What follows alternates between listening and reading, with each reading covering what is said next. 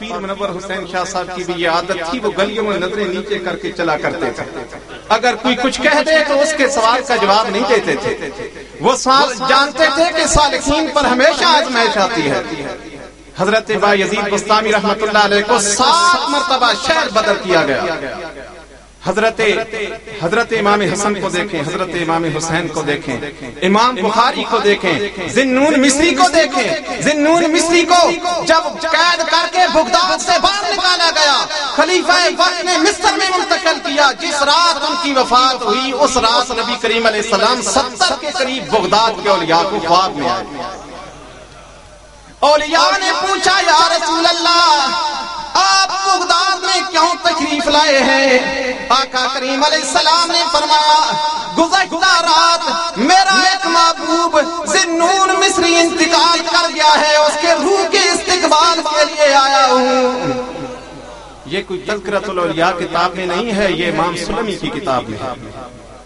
فرمایا رات کو میرا ایک عاشق انتقال کر گیا ہے، اس کی روح کے استقبال کے لیے آیا ہوں. جب ان کا جنازہ اٹھایا گیا، آس پاس کے جتنے پرندے تھے سب نے ان کے اوپر، جنازے کے اوپر گرمی کا موسم تھا، سایہ کر لیا. یہ پرندوں نے کیوں سایہ کیا؟ اگر بادل سایہ کرتے کسی کو پتہ نہ چلتا کہ یہ مخالف کیوں فتویٰ لگاتے تھے.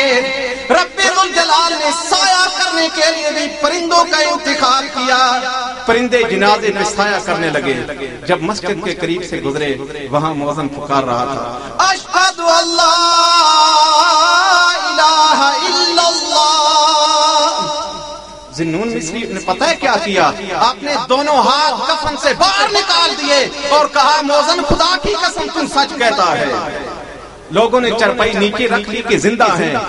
جب دیکھا اپنے ہاتھ نیچے نہ کر سکے، لوگ باوجود اس کوشش کے ہاتھ نیچے ہو جائیں ہاتھ کو نیچے نہ کر سکا، لیکن یہ بتا دیا کہ مرنے کے بعد بھی ولی اللہ کے زندہ ہوتے ہیں.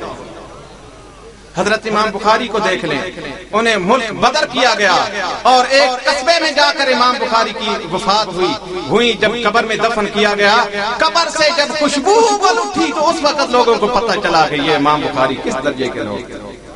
منور حسین شاہ صاحب نے بھی زندگی میں اپنی ولایت کو چھپایا ہے اور یہ اہل اللہ کا خاصہ ہے. جب ان کو مقام بلند دیا جاتا ہے تو اپنی ولایت کو چھپا لیتے ہیں. حضرت آدم علیہ السلام کو اللہ نے کائنات کی پہلا عشق بخشا، کائنات کے پہلے فقیر بنے، جنت سے اتارے گئے. مت بھی کہے کہ آدم نے خطا کی، فرمایا نسیا لم نجد لہو عزما. گناہ کا ارادہ نہ کیا، ان سے تو بھول ہو گئی. خدا نے دیکھا کہ میرے سامنے خاموش ہے تو خدا نے ان کی صفائی دے دی. اور یہ جب ہوش باقی رہے تو اس وقت عشق سلامت نہیں رہتا. حضرت بابا فرید گنجی شکر رحمت اللہ علیہ نے لکھا ہے اسرار الاولیاء میں کہ جو کہے کہ میں مجنوں ہوں، مجھے آپ سے بڑی محبت ہے، فرماتے ہیں جھوٹا ہے، اصل مجنوں وہ ہے اپنی محبت کا اظہار نہیں کرتا. محبت کے اندر یہ کشش موجود ہے، خود بخود بتاتی ہے کہ میرے تیرے اندر کیا ہے. فرمایا حضرت موسیٰ علیہ السلام کو دیکھیں، رب ذوالجلال کی بارگاہ سے پہلے آواز آتی تھی جب تجسس ہوا کہ رب ذوالجلال کو دیکھوں تو کیا کہا؟ قرآن میں الفاظ فرمایا قال رب ارنی انظر الیک. فرمایا مولا مجھے اپنا آپ دکھا. تو آواز آئی ابھی خودی باقی ہے، کہتا ہے انظرنی، مجھے دکھا.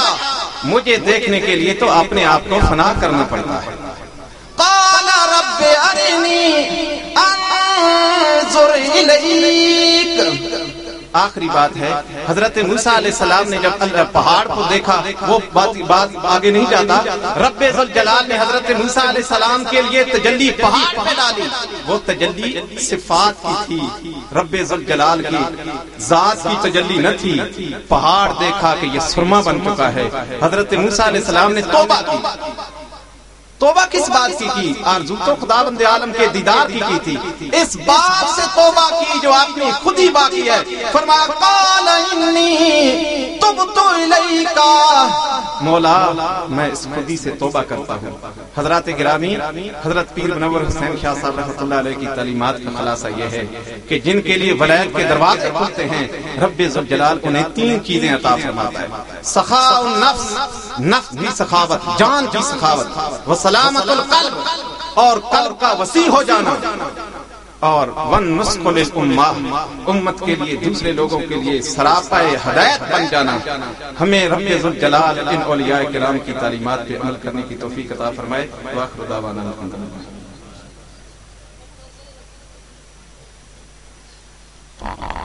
دوستو یہ ارشاد ہے